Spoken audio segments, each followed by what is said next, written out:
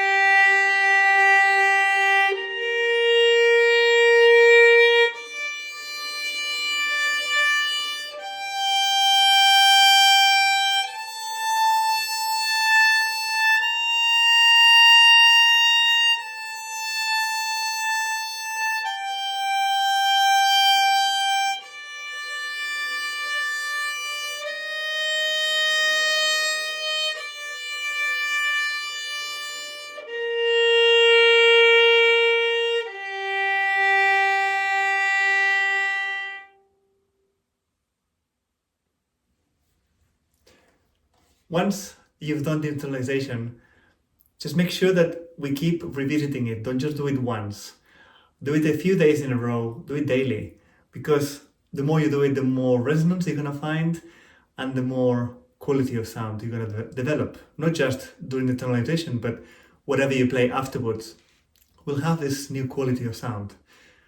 And that starts by listening to it, listening to your own sound, listening to the resonance of the sound that you're producing.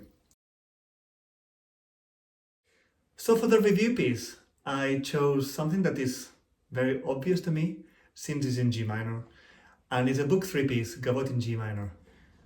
Now, this Vivaldi G minor second movement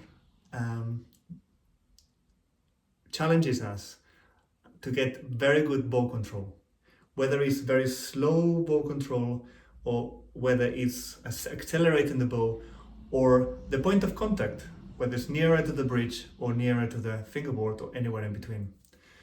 So let's play this Gavotte in G minor, but not just to remember it. Remember, review is about refining, not remembering.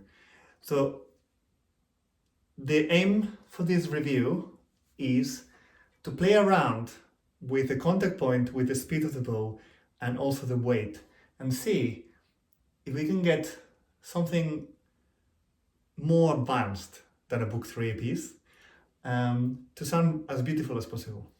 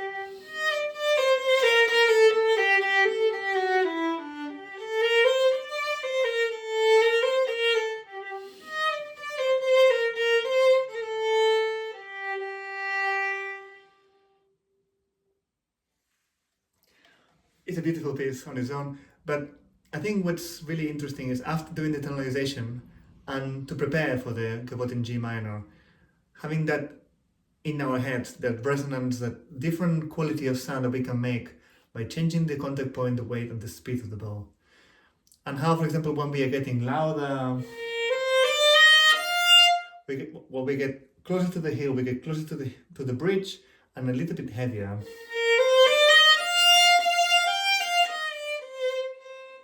And then away from the bridge. So this is something that we want to keep in mind when we are practicing the Vivaldi G minor second movement. Now, like I mentioned earlier, we're going to go directly to the piece and we're going to be working on specific sections that I believe are a bit trickier or that might be a very good idea that we have a similar idea to play together. So the first one and more obvious one, most tricky one for me, is bar 36 onwards. That's the bit that goes really quiet.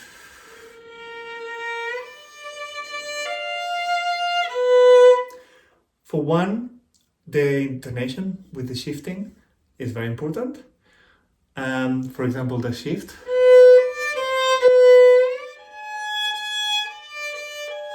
Preparing it.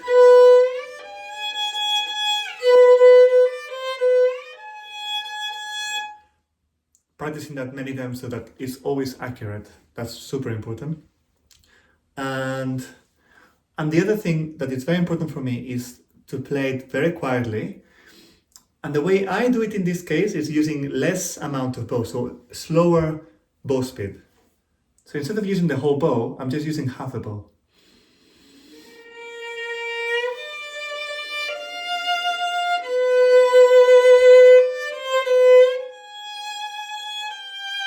And then increasing a bit of bow, but lightening the bow.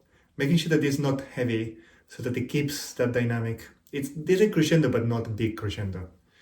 So as you're gonna play that section, feel free to play with me.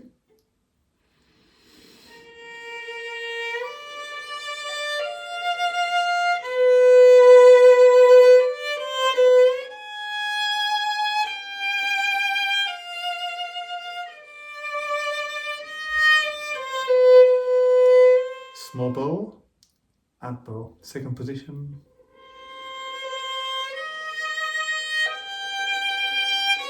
Crescendo.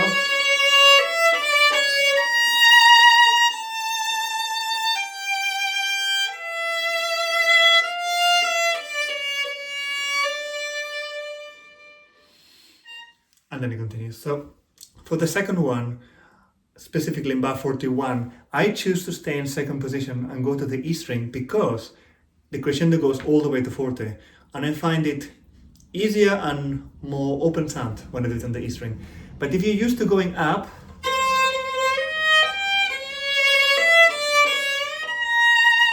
make sure that you practice that shift as well.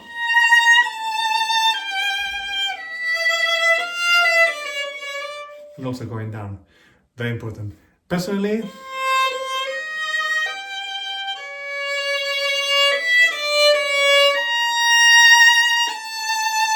I go near the bridge on the E string and it opens up the sound, and I really like that. Another note on vibrato, which we haven't talked yet about, when it's very, very soft pianissimo and we're using very slow bow, I like to use small, narrow and slow vibrato. So very slow, very narrow.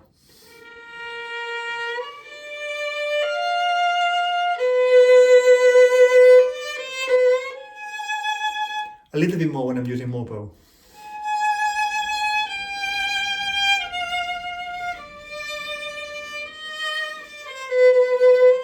But in general, it doesn't go any more than that. Now, when we do crescendo, open up. Much wider vibrato for this really helps to open up the sound. And what that means is later,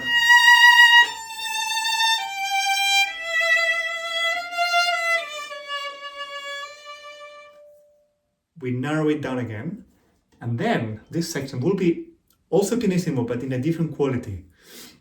And the way I like to do this, again, is the opposite, is more bow and very light bow, near the fingerboard. Tilt the bow a little bit.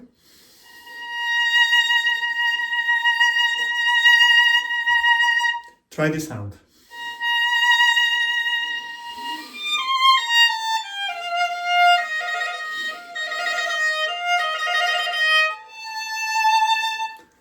It's a different sound to the one that we used before when it was very slow bow.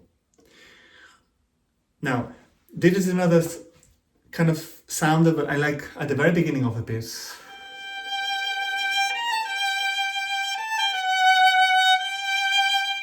I find it quite nice to start quite near the fingerboard with, again, very light bow.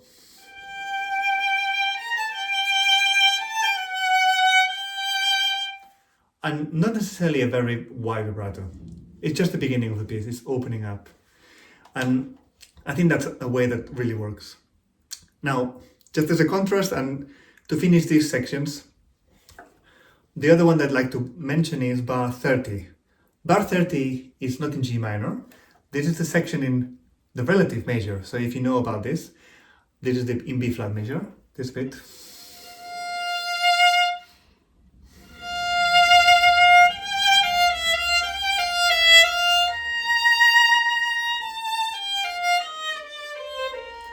For that, again, let's use the vibrato to color it in with a bit wider vibrato, especially when we go the second time.